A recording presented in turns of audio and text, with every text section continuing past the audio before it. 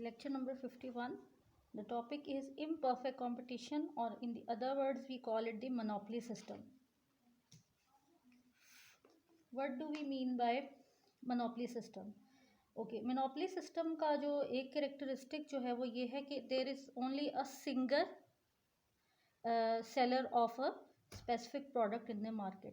अगर हम इसकी एग्जांपल की बात करें तो जैसे फॉर एग्जांपल शेल जो है, जब अभी तो खैर और भी हैं लेकिन मोस्टली जो है वो शेल को ही कंसिडर किया जाता है।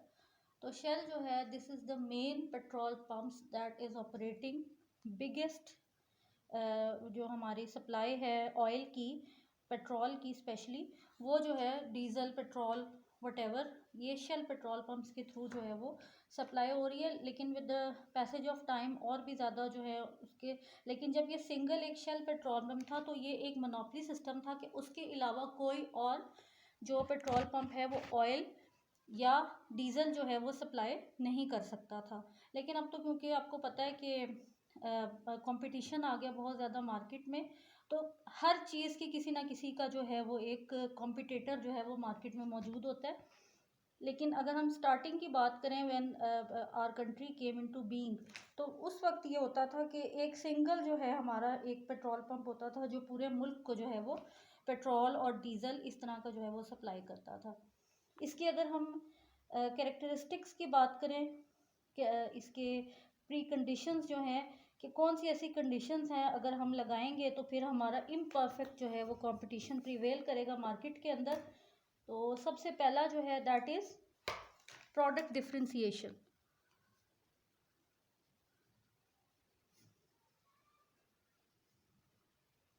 प्रोडक्ट डिफरेंशिएशन का ये मतलब है कि एक ही प्रोडक्ट को जो है वो डिफरेंट फर्म्स के थ्रू सेल किया जाता है।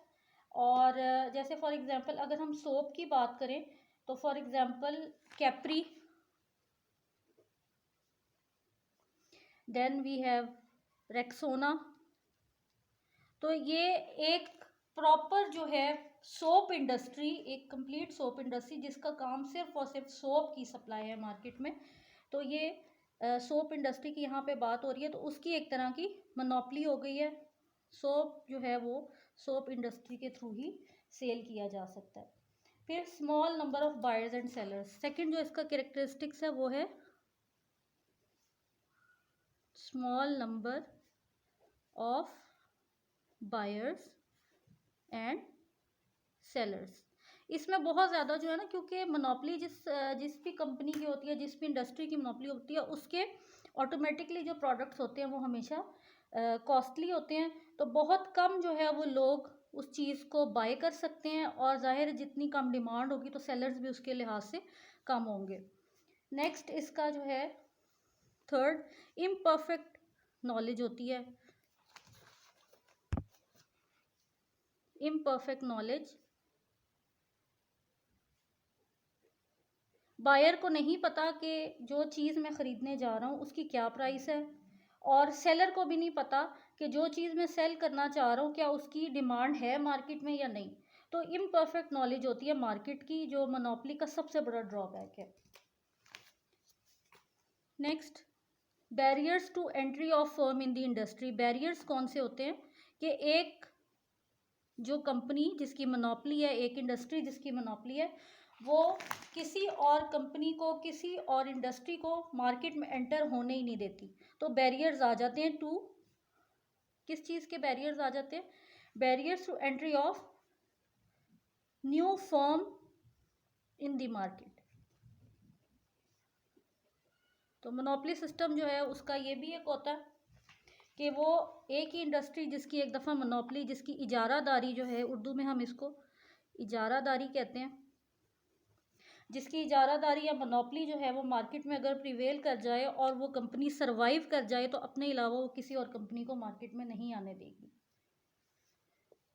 फिर अच्छा, मोनोपोली का एक कैरेक्टरिस्टिक और भी है कि ये लॉन्ग रन में बहुत ज़्यादा फंक्शनल होती है, क्योंकि एक इंडस्ट्री है, एक मैन्युफैक्चरिंग इंडस्ट्री है, उसने डे लॉन्ग जो है, मतलब कि long term, long hours, long years जो है उसके पूरे पूरे ईयर्स होते हैं, कई कई 10 साल, 20 साल, 30 साल। तो वो एक दफ़ा जब स्टेबल हो जाती है तो ये उसकी होती है कि लॉन्ग टर्म में मोनोपोली फिर अपनी बना लेती है। फिर यहाँ पे है इम्परफेक्ट मोबिलिटी।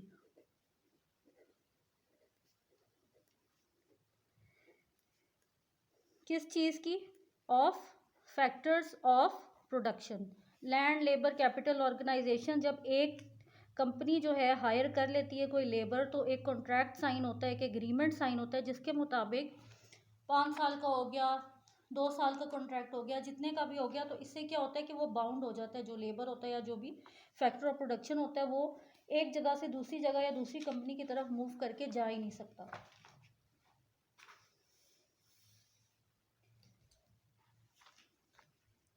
तो ये जो है ये हमारा इम्परफेक्ट कंपटीशन है, जिसके अंदर ये इसके थोड़े से कैरेक्टरिस्टिक्स थे। और यहाँ पे एक और चीज़ भी आती है कि फोर्सेस जो हैं, forces of demand and supply do not operate freely. Demand जो है उसको बाउंड कर दिया जाता है कि इतनी डिमांड है, हमने इतनी ही सप्लाई करनी है। डिमांड बढ़ भी रही है तो इंटरप्रेन्योर पे उसका कोई असर नहीं हो रहा, उसने जो सप्लाई मार्केट में देनी है वो उतनी ही देगा। बल्कि बाज़ औक़ात कुछ सर्कमस्टांसेस में तो ऐसे भी होता है कि डिमांड इतनी ज़्यादा बढ़ जाती है कि उस चीज़ की प्राइस बहुत ज़्यादा हाई हो जाती है और सेल जो है वो उसकी उतनी की उतनी ही रहती है। काइंड्स ऑफ इम्परफेक्ट कंपटीशन में हमारे पास 3 काइंड्स आते हैं।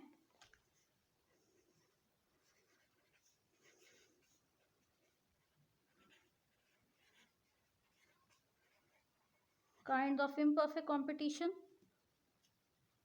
जिसमें पहली जो टाइप है दैट इज मोनोपोली, फिर मोनोपोलिस्टिक्स कंपटीशन। मोनोपोलीज में भी जो है आपस में कॉम्पिटिशन्स होते हैं।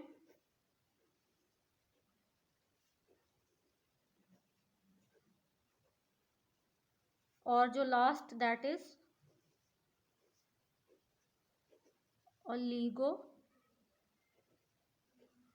ओलिगोपोली। तो ये जो है ये 3 काइंड्स है हमारे पास इम्परफेक्ट कंपटीशन की। इनको हम डिटेल में डिस्कस करेंगे। अभी जस्ट एक ओवरव्यू था कि इम्परफेक्ट कंपटीशन और परफेक्ट कंपटीशन में क्या फ़र्क होता है।